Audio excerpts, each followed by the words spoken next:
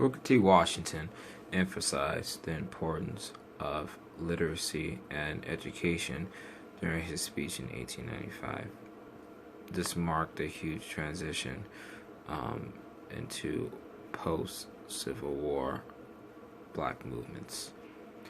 By doing so, not only did he revolutionize African Americans as a people, he brought in and white supporters and businessmen and philanthropists and many other supporters onto his vision, which was to in fact further the education of African Americans.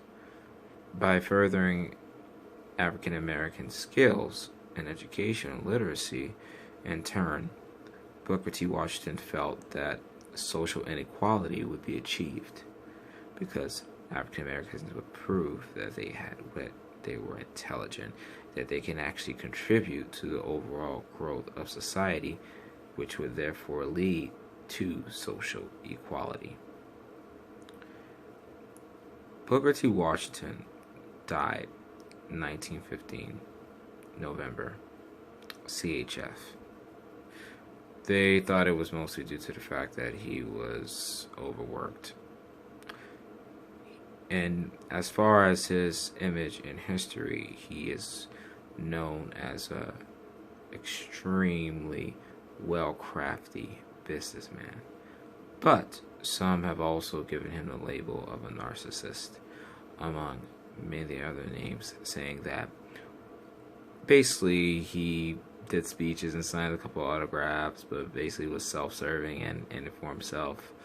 But I believe, in fact, that he was a key figurehead and represented us in a time where we needed a figurehead to speak out to the white voters or into the white supporters to gather the funding that we needed to build our schools, to prove that we are in fact literate and intelligent and able to contribute to society. And he did this very well, regardless of what his perception is currently. But Booker T. Washington will forever be one of the most well-known African American leaders of his era.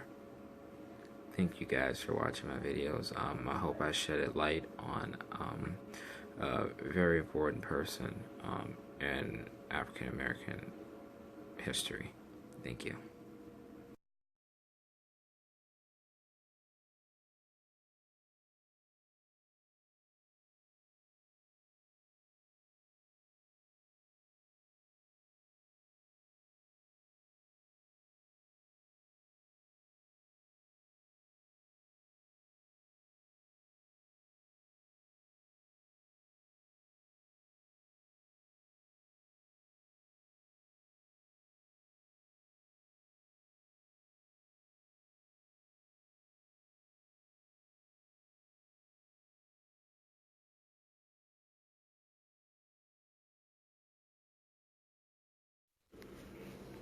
Booker T. Washington, born April 5th, 1856. He was an American educator, author, and also he had an advisory role when it came to presidency of the United States. From 1890 to 1915, Booker T. Washington was the dominant leader in the African American community. He was one of the last black African American leaders that was actually born into slavery. Also, he led former slaves and their elders to bettering themselves and education during a time when Jim Crow laws were being enacted throughout the southern states. Mr. Washington is well known for his Atlanta Compromise, which we will discuss later in further detail, but it basically called for avoiding confrontation over segregation and instead focusing more on education and economic advancement within the black community, which many African American supporters and groups actually followed his ideals, and this compromise until later on into the next century, which we will definitely talk about later. His base, or should I say his place of study and advancement, the Tuskegee Institute, was a historical black college in Alabama. It was created around 1895, and it was actually founded by a white philanthropist, supporters who were also among middle-class blacks, and church leaders, and even politicians. Mr. Washington spent a lot of time gathering the fundings and the support system he needed to mobilize an institute that could facilitate the educational resources needed for African Americans, which is why he is actually one of the most influential leaders in his century.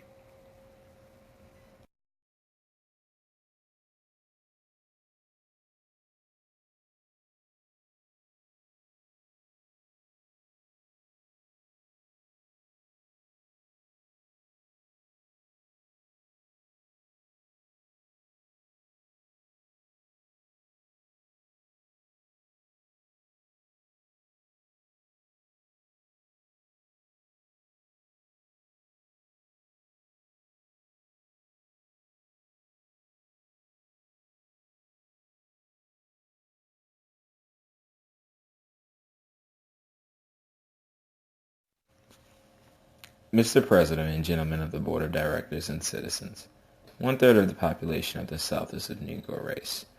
No enterprise seeking the material, civil, or moral welfare of this section can disregard this element of our population and reach the highest success. I but convey to you, Mr. President and Directors, the sentiment of the masses of my race, when I say that in no way have the value and manhood of the American Negro been more fittingly, generously recognized than by the manager of this magnificent exposition, at every stage of its progress. It is a recognition that will do more to cement the friendship of two races than any occurrence since the dawn of freedom. Booker T. Washington, September 18th, 1895. Booker T. Washington presented this speech at the exposition in Atlanta in front of an audience that was predominantly white at the Cotton States and International Exposition. Supporters were worried that though he was an influential figure, his speech would not be well received, due to the fact that it actually addressed social inequality in its appearance. This speech laid the foundation to what's called now the Atlanta Compromise, an agreement between African American leaders and Southern white leaders in which Southern blacks would work and basically follow suit to political rule, while the Southern whites also in turn allowed blacks to receive basic education and due process of the law. Many factions who would actually make up later the NAACP disagreed initially with the speech, but did conform and go along with it till later on in the next century. Due to the fact that this speech made Booker T. Washington famous, it gained him supporters and also supported the funding that he would need for his future university, which I will talk about.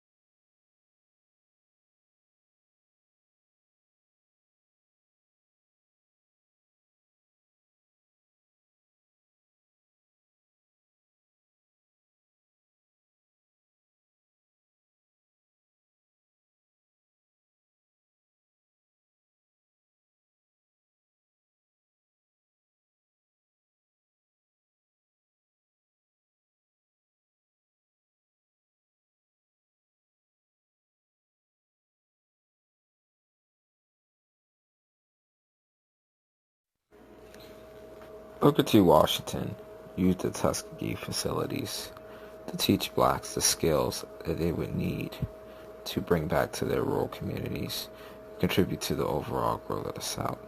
The goal was not to necessarily make farmers or tradesmen, but rather teachers of farming and teachers of trades who wanted to actually teach in other schools around the South.